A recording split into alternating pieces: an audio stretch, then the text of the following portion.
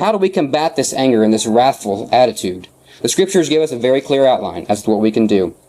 James chapter 1, verse 19 through 20 says, So then, my beloved brethren, let every man be swift to hear, slow to speak, and slow to wrath.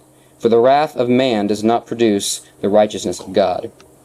The most practical book in the New Testament, the book of James, tells us that we need to be swift to hear, but rather slow to speak, and slow to be wrathful as well. That is to be ready and willing to listen before we speak. And we also need to be slow to wrath, or slow to get angry. He further elaborates on that command by saying, the wrath of man does not produce the righteousness of God.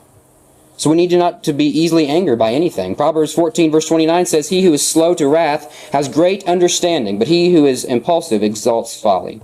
The wise man tells that the patience plays a key role in our ability to be slow to wrath.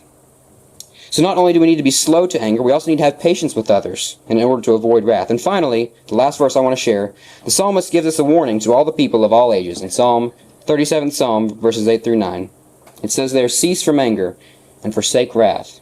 Do not fret, it only causes harm. For evildoers shall be cut off, but those who wait on the Lord, they shall inherit the earth. In other words, we are to flee from all wrath and cease all unrighteous anger. Ephesians 4 tells us that the anger that we experience has the tendency to cause us to sin, but we have been given the tools by the Scriptures, by God, to fight it, to fight that wrathful attitude that we once had.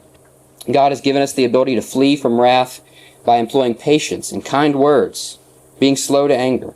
So in the days to come, I hope that we'll strive to be a people that become more and more like God, in that we mold our actions and our emotions to be like His, not like the old man which we have put off, that we will be angry and yet refrain from sinning. Thank you.